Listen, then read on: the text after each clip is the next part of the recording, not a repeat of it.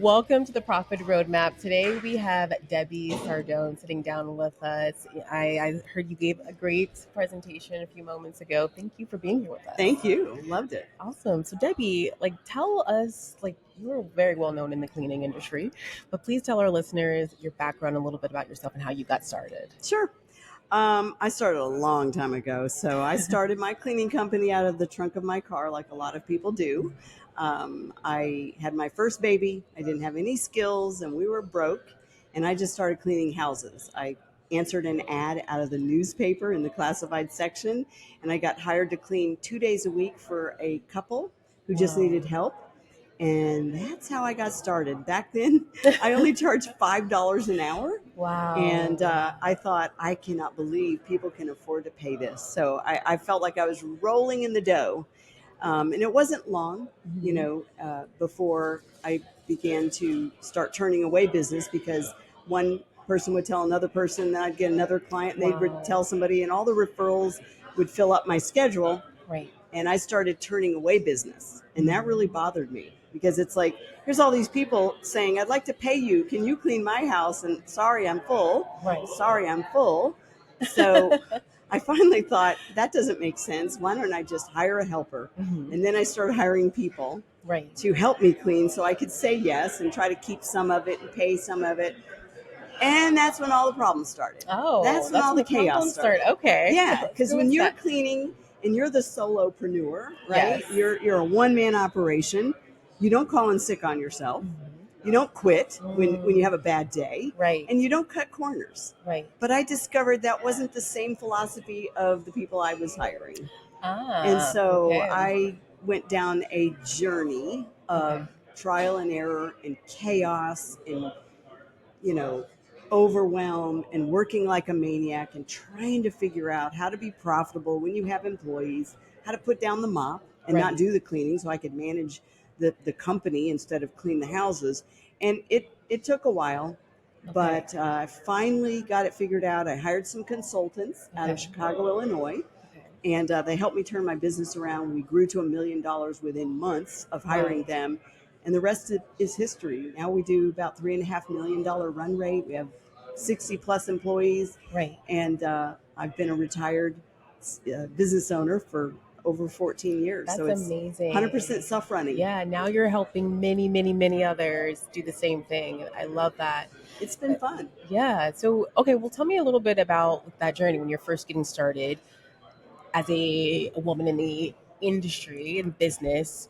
What are the opportunities and challenges you faced early on, and what as you grew? As you continued to grow? Well, early on, I just didn't know what I was doing, Mhm. right? I thought, well, anybody can clean. I have a house. I have to clean it. So early on, I didn't know what I didn't know.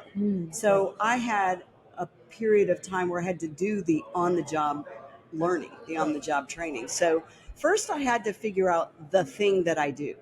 And, over time I figured out you don't say yes to everybody just because they have money. Can you organize a drawer? Yes. Can you clean out my garage? Yes. Can you clean my house? Yes. You know, Over time I figured out that I need to figure out what I do, and that's house cleaning. Right. And I need to do it really, really well. And I need to stick to that one thing. And so a lot of business owners, they just say yes to everything because they need the money. Correct. But everything doesn't scale. And so if you do post-construction cleanups and buildings and apartment complexes and homes and short-term rentals and organizing, you never have the opportunity to get really amazing at one thing. You Right. kind of become average at everything. Right. It's really the most impossible way to scale. Right. As long as it's you doing it, okay, well, you can kind of do everything. Yeah. But you can't teach people. You can't train others to do everything. So I would say the first step of the learning curve was figure out what I wanted to do. And I knew after a while, I just want to clean for weekly and biweekly clients. Okay. I don't want to start with a brand new client every month who wants one time. Right. Wow. So that's something you just said stuck with me. Not saying yes to everything. I know that's something I've experienced in the last year or two is being okay and not feeling guilty with saying no Yes. and turning away business or opportunities because you're right. If I'm giving everything to all these 5 different areas, I'm giving half of myself. I'm not being able to do 100% and give the quality because I'm focused on quantity. In fact, Warren Buffett says one of the most important things after you become successful is learning to say no. Wow. Yeah. Right? It's one of the most important things that we have to learn is where to say no. Right. So How do, stick with one thing. how do you teach people not to be afraid to say no? Like you said, people like if they're desperate, they need the money, just getting started. How do you encourage people to just stay the course? Well, first of all, usually we're fearful because we lack confidence, right? And confidence is built when you are doing a thing and you're successful at that thing. And so once you begin to have confidence that I can find another client doing this thing because I do this thing well, once you have that confidence, it is easier to say no to things that you don't do well, that you're going to have to study, you're going to have to learn, you're going to have to get another certification. It's easier when you have confidence that this one thing that I do, whether it's carpet cleaning or landscaping or lighting or house cleaning, this one thing that I do it so well. I have the confidence if I say no to you, I can get 5 more people asking me and I can say yes to them. So I think fear tends to evaporate with confidence, and confidence only comes with capability. Wow. I love that. Confidence only comes from capability. I love that. That's powerful. Thank Yeah, you. you're dropping like gold nuggets here. I love it so much. At one point, you decided to, I'm putting down the mop. I'm delegating. You've been able to delegate these tasks and continue to grow and become a speaker and a consultant and all that. What made you make that pivot? What was the choice of it's time to coach others to, rise up to this level as well? Well, the first pivot is creating time freedom. Hmm. Most business owners are maxed out. They are busy. They're working every minute of the day. They're doing, doing, doing, doing. They really don't have time for creativity or innovation. They are so busy. They're working 50, 60 hours a week, Right. right? And so people who start something new usually will watch their other business go into decline. It will hurt that other business because they already have every minute of the day committed to the thing they do. Right. Or the new thing they try to start doesn't succeed because they didn't have enough time in the first place to divert their attention.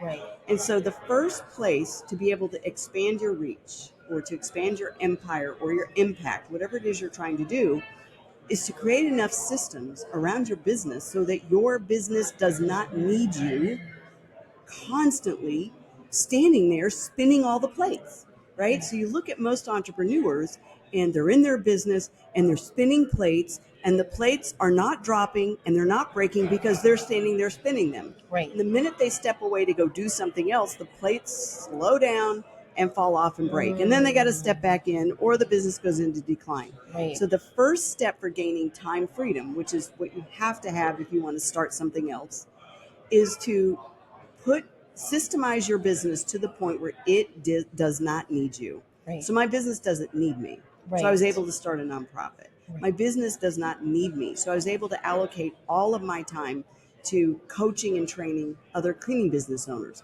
Right. But if my business needed me, I could never have done those things. Wow, that's amazing. That doesn't mean I don't care about my business.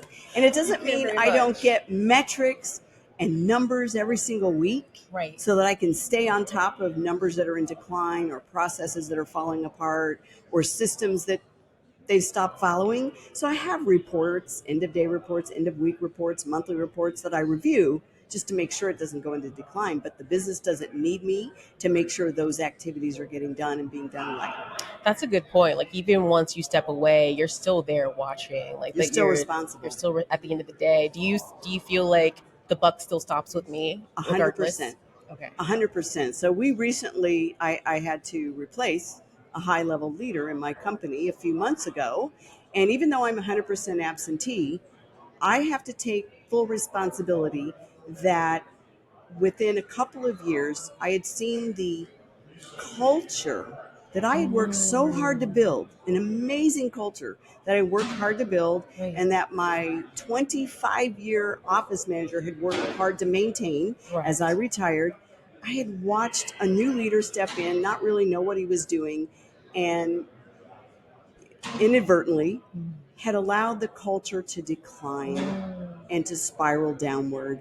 And at the end of the day, I have to look in the mirror and go, well, then that's my fault because I'm the owner. I own the company. That's my fault. And I have to make a leadership change, which is not fun. No, Right? no. That's hard. That is. Sometimes it's easier just to ignore it. Right. Right? But I did. I made a leadership change. It was a very tough decision. We have a new leader in there.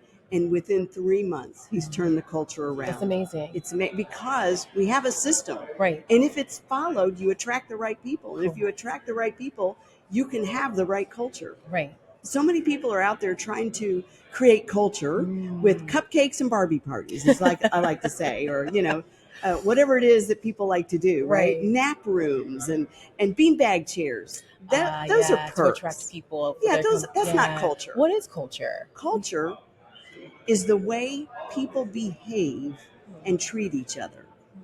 So I don't care how many cupcake parties you throw or beanbag chairs you have in your office. Culture is how the employees and the customers treat each other. So when you allow C players to grow on your team and you don't get rid of C players, people that are undermining things, people that are hurting each other, hurting their coworkers, taking advantage of your customers, they don't care about the job, they have a toxic attitude. When you tolerate C players, it's contagious. Right. So A players don't tend to rub off on B players or C players, but C players rub off on everybody. They do. They contaminate. So if you want a good company culture, you have to make the tough choice. And it is tough. It's hard. You have to make the tough choice to identify who doesn't really want to be here. Who really doesn't want to be here. And they will show you who they are. Show you. Okay. You just have to believe them. Okay. It's like I always tell people, when they show you who they are, believe them. That's true. I've heard that many You're times. Like, no, maybe. Oh, let me give her another try. Let me give him another chance. When they show you who they are, believe them. Kevin O'Leary of Shark Tank, he loves to say this, and I agree with him so much. The first inkling you had to fire someone, you were right. Trust your instinct. You were right. How many times have we waited months and in some cases years to fire someone that we knew 3 years ago or 8 months ago they needed to go, and we were right back then. And so the first step in building a truly amazing culture in your company, from employees to customers, is to get rid of the C players. Wow. Don't be afraid to fire a bad customer, right? Okay, I was going to ask because that's something that comes up with firing a customer. Yes. So there is a case for that. Absolutely. Wow. Because if you say that this is my culture and these are my core values, but you tolerate a customer who mistreats your employees, correct, who's toxic, who's nasty, who makes your office staff's lives miserable, and you tolerate them for the money, you have just demonstrated that you will violate your core values for money. Right.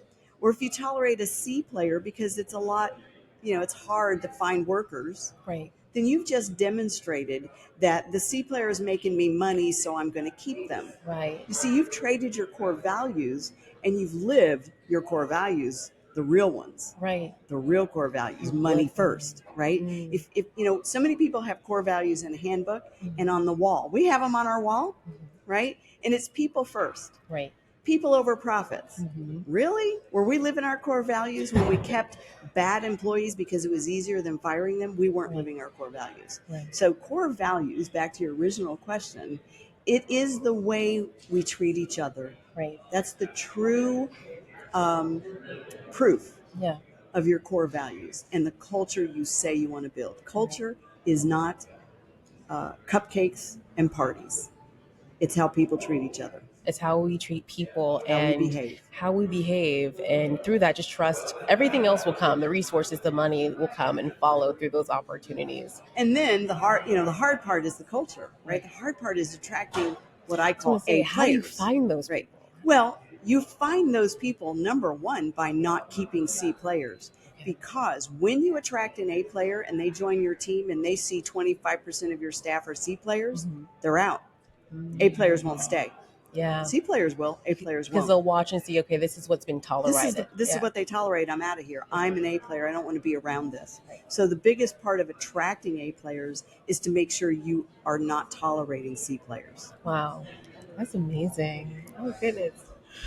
So, what are some of the challenges that some of the businesses that you work with or have consulted with? What are some of the like common challenges that you see working?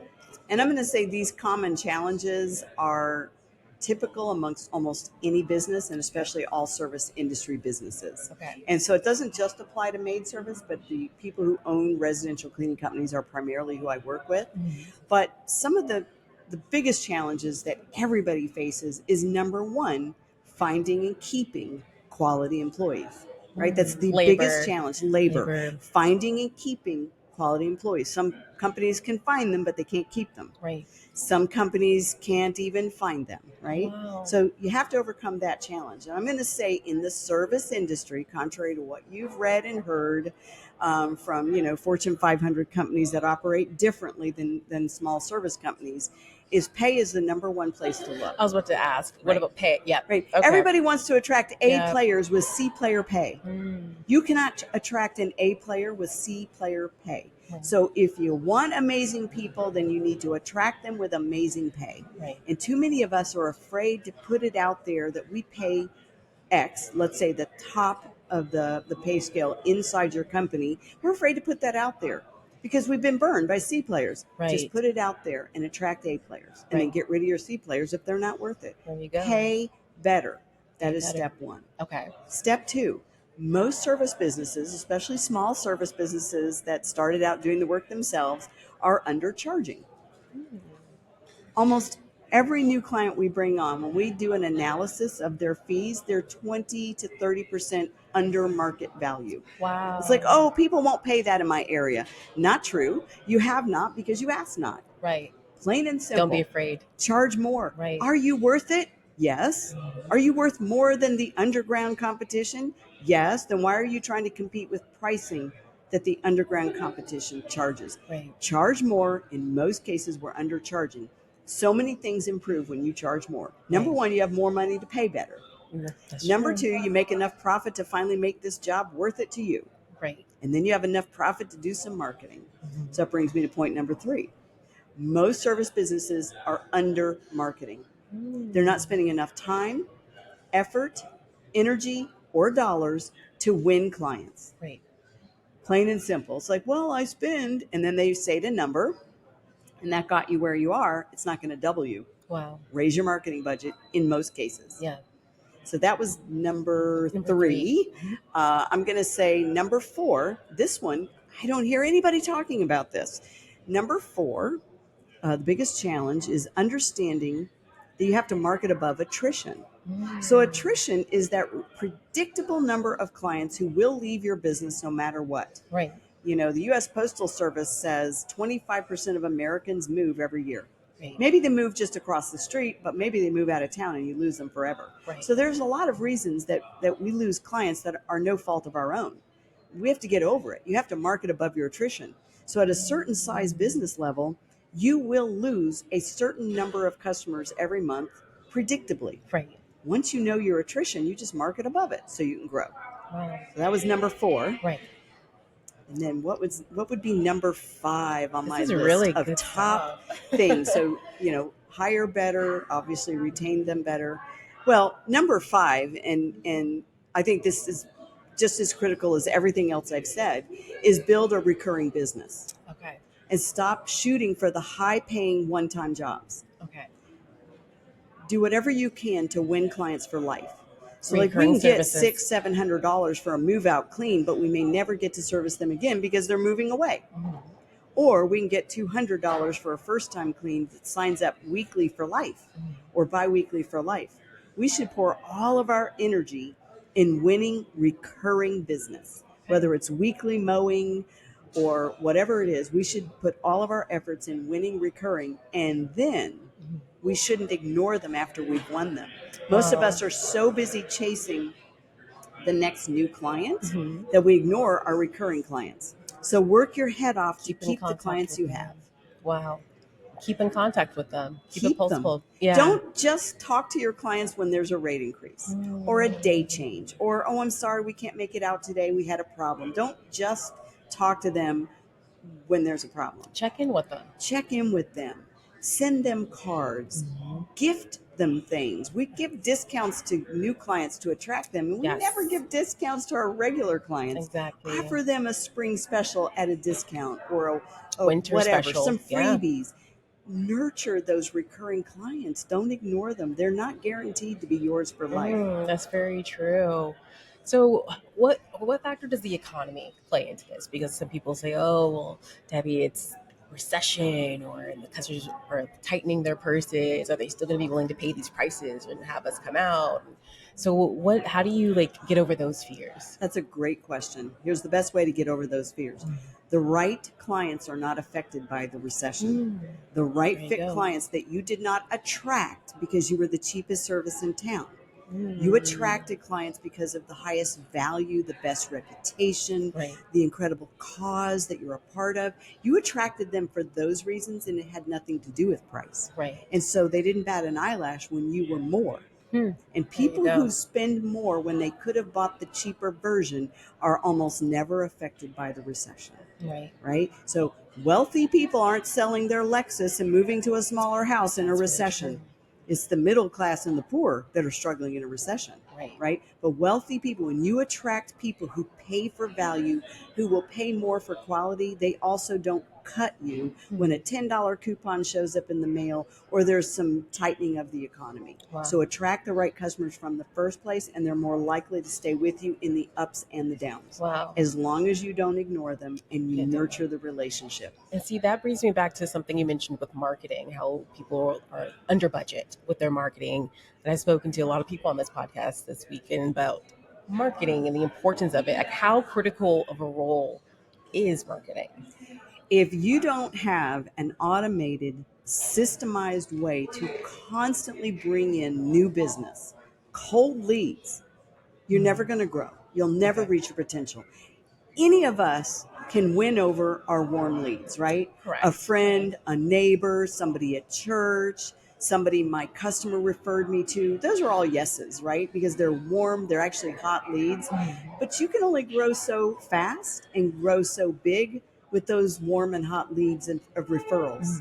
You have to have a steady stream of cold traffic knocking on your door, ringing up your phone, or you will not grow. You will not reach your potential. So you have to continually spend money on marketing, and the marketing budget as you grow has to continually grow. Right. It has to continually grow. The Small Business Administration says that a business must spend 7 to 8% of their revenue on marketing, and that's a big budget. That is a That's huge. If you want to grow fast and aggressive, you've got to spend 10%, which is really hard for most people. Right. So what that means is cherish every lead. Don't ignore your prospects and your leads. Work those leads. Follow up with those leads because you paid good money Correct. to get those leads in the door. And at least market, I say, get that budget above 5% of your revenue for marketing. If you can spend 6 or 7%, you'll probably grow fairly steady. And if you can spend more than that on effective marketing, Right. choose wisely, then you will grow. Excellent. You also mentioned something about focusing on one thing. Just gonna like circle back to that. So let's say in the cleaning industry we're talking about, we focus on the residential. Once we're pretty steady there, can we start looking at other divisions or opportunities? Absolutely. So once you master your vertical, you know what you're doing. That business doesn't need you to stand there all day and spin plates and give orders and give directions and put out fires. Then you have time to shift your energy to a new vertical. Yes. So you see a new place that you can enter the market. You're kind of saturated over here. The team doesn't need you. Things are running relatively smoothly as long as you're looking at end of day reports and having your regular level 10 meetings if you follow the traction systems. And things are running so smoothly. As entrepreneurs, we don't want to be bored, right? We don't want to do Correct. nothing. And keep So it's growing. like things are running so smoothly. I have a new opportunity and I should say yes. Right. And it makes sense and aligns with my industry. It fits the service industry. And so that is the best time to add a vertical, whether it's carpet cleaning or window washing or whatever. Right. But only when everything else is so systemized, it doesn't start to fall apart and become neglected. Correct. Okay. And so with that, I'm sure you've had many success stories. I mean, I know you have. But is there one that sticks out to you in particular, or I have one success story, but there's so many that I could tell you, but there's one that has always meant a lot to me. And she's actually one of our CBF coaches now. So Nice. she's not only fixed her broken business, stopped doing the cleaning, is now managing an incredible team and built this amazing culture. But when she first found CBF, she wasn't a coach yet. She was struggling. She was thinking to herself, why did I buy this cleaning business? I've been so successful in the other ventures I've had. She came out of the restaurant industry. And she said, Debbie, and I asked her, I said, what's important to you? Why do you need to succeed? Why do you need to fix your business now? And she said, my son is going my only child is going to go off to college in 2 years. And I'm spending day and night on this business. It's consuming my time. We can't even take a vacation if the business starts to fall apart. She said, I want the last 2 years of my son living at home as my kid. I want to be there for him. Yeah. And I want to be able to take him on a vacation and not be on the phone and doing payroll and putting out fires. And she said, that's what I want. I want his last 2 years in high school to be meaningful instead of a mom who's stressed out, in a bad mood, and can't talk now because I'm putting out another fire. And so she joined the program, and within a year, she turned her business around. That's amazing. She got it well over $1 million. It became a hands-free business within a few short years. And she spent that last 18 months, almost 24 months with her son, fully present. And she said the most important thing to her was they did a family vacation his senior year, a nice Caribbean vacation.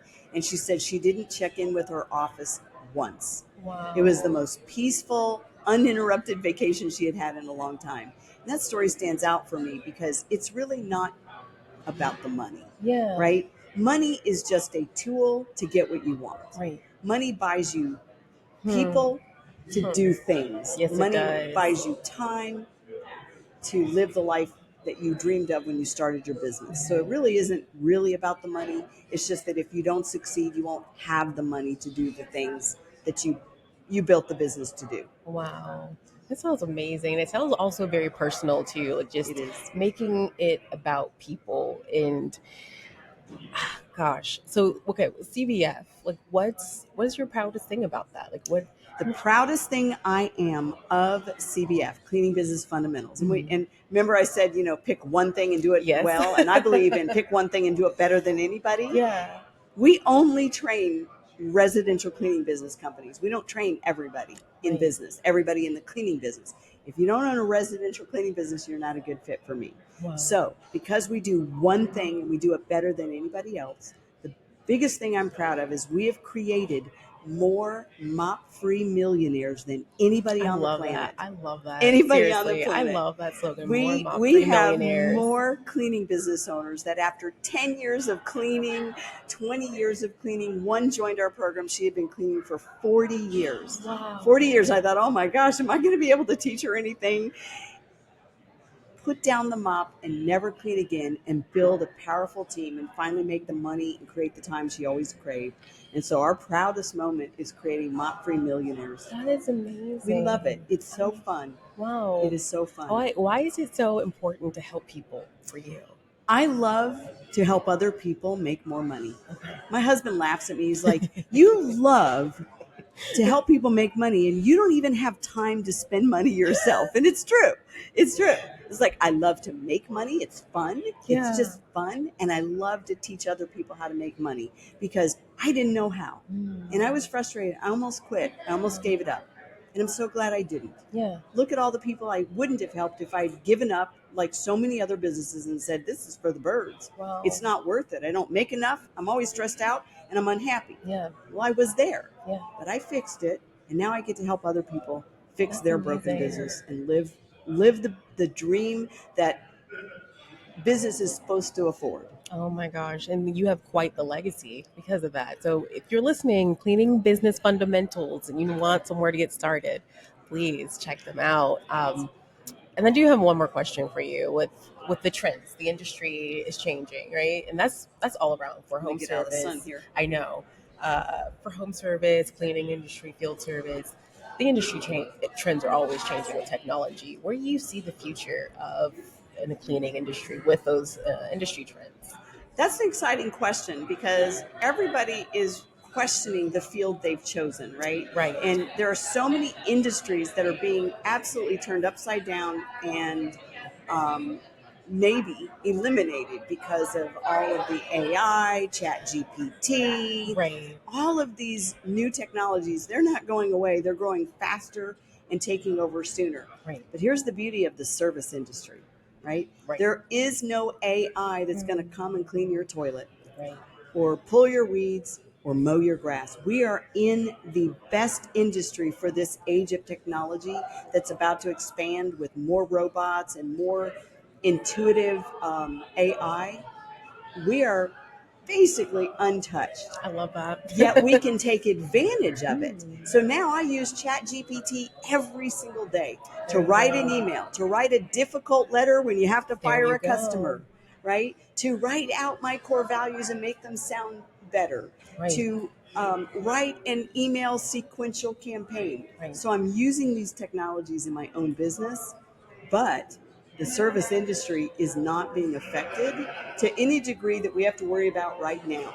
So I think if you're in the service industry, you are in the right space I love it. because we're not being disrupted. Right. And you know, when COVID hit in 2020, Yes, that so many was businesses went under. They closed their doors forever, including some service businesses, but correct. others grew as a result. They We did. saw restaurants pivot and make more money than they had ever made with takeout and delivery, Delivery. right? And then Yes. other restaurants couldn't pivot and they went under and gave up, right? Correct. Our maid service, we pivoted. Right. We gave that message to our clients that we know you need us more Correct. now than ever, and Correct. we're here for you. So our Absolutely. customers didn't run away scared. Now, some of them did, and some of them had Some to. did. Correct. But so many of them realized, yes, I need a clean and sanitary home. Exactly. That was We're a a part of the perfect pivot. solution. You're cleaning. Right. Exactly. Well, we our message pivoted, right? So when times get dangerous, when times get scary, when times change on you, Right. you must pivot or you will not survive. And so our original message for so many years in my business was you deserve it, right? You deserve to have a clean home, right? You deserve this luxury. But because of COVID, Right. we pivoted and our message shifted in everything to we know you need us now more than ever. Oh wow. Cleaning is a part of the solution. Yes. And when you pivot, Right. you win. Right. And then you buy out your competitors who go under. That's amazing. Stay the course. Stay the course, don't give Wow. up, pivot. Awesome. Thank you so much, Debbie. This Okay. was amazing. Any other closing thoughts, or if anyone wants any information on CBF or any other details of your business, Absolutely. can you give them some information? Well, if you need to grow your residential cleaning business or fix your residential cleaning business, go to cleaningbusinessfundamentals.com. Cleaningbusinessfundamentals.com. I know it's long. Or you can go to debbiesardone.com. There we That's go. easy. If you own a residential cleaning business or if you're in any home service, please consider being a part of our nonprofit, Cleaning for a Reason. Yeah. We've provided over 50,000 free house cleaning services to That's families amazing. battling cancer. Yeah. And so you can join our nonprofit either by donating to make a difference, or if you own a house cleaning company, by serving cancer patients in your community. You can go to cleaningforareason.org. Oh, that's beautiful. Thank you so much, Debbie, for joining us. And for everyone listening in, if you enjoyed this, please stream and listen on Spotify, Apple, YouTube, and more. You can visit our show notes at serviceautopilot.com/podcast or email us at profitroadmap@exploretechnologies.com. Thank you so much. Thank you.